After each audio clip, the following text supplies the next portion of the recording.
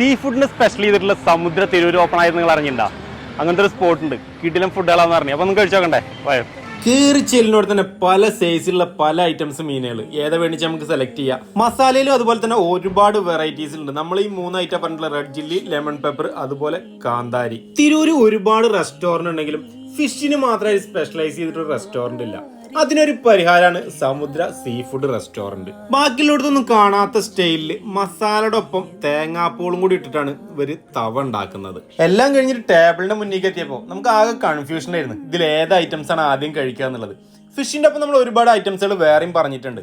അതില് പുട്ട്, ഇടിയപ്പം, അതുപോലെ നല്ല കിടിലൻ നൂൽപ്പൊറാട്ടയും പറഞ്ഞിട്ടുണ്ട്. നൂൽപ്പൊറാട്ടൊക്കെ എന്ന് പറഞ്ഞാൽ അന്യായ സാധനമാണ് കേട്ടോ. ഇവിടുത്തെ മസാലയിൽ ഏതാണ് നല്ലതെന്ന് വെച്ചാൽ ഞാൻ നേരത്തെ പറഞ്ഞിട്ടുണ്ടായിരുന്നു, ആകെ കൺഫ്യൂഷനാണ്. നമ്മൾ ഓരോ മീലിൽ നിന്നും ഓരോ കഷ്ണം എടുത്ത് കഴിക്കുമ്പോൾ വിചാരിക്കും ഇതാണ് ഏറ്റവും അടിപൊളിയെന്ന്. പക്ഷെ തൊട്ടപ്പുറത്തെ മീലിൽ നിന്ന് ഒരു കഷ്ണം കഴിച്ചിട്ടുണ്ടെങ്കിൽ ഇതാ നല്ലതെന്ന് തോന്നും. ആ കൺഫ്യൂഷനാണ്. ഒക്കെ ഒന്നിനൊന്നും മെച്ചാണ്. സാധാരണ ഫിഷിന്റെ തലൊക്കെ നമ്മൾ ബാക്കി വെക്കാറുള്ളതാണ്. ഇവിടെ ഒരു തലയുടെ കഷ്ണം പോലും നമ്മൾ ബാക്കി വെച്ചിട്ടില്ല. ഒരു മുള്ളു മാത്രമാണ് ബാക്കി വെച്ചിട്ട് പോന്നിട്ടുള്ളൂ. ഇതിന്റെ ഒക്കെ ഒപ്പം നമുക്ക് കിട്ടുന്ന ഒരു മീൻകറി ഉണ്ട്, നല്ല കൊടമ്പുളിയൊക്കെ ഇട്ടിട്ടുള്ള നല്ല കിണ്ണങ്കാച്ചി സാധനം. ഒരിക്കലും അത് മിസ് ചെയ്യരുത്. അത് കൂട്ടിയിട്ട് നമ്മൾ ആ നൂൽപ്പൊറാട്ടൊക്കെ കഴിക്കുമ്പോഴല്ലോ വേറെ ഫീലാണ്. സ്പോട്ട് വരുന്നത് തിരൂര് പോലീസ് ലൈനിലാണ്. നെസ്റ്റോന്റെയും ലുലുമാളിന്റെ ഒക്കെ തൊട്ടടുത്ത് തന്നെയാണ്. എല്ലാവരും പോയിട്ട് നിങ്ങളുടെ ഫീഡ്ബാക്ക് ഒന്ന് അറിയിച്ചോളൂ കേട്ടോ.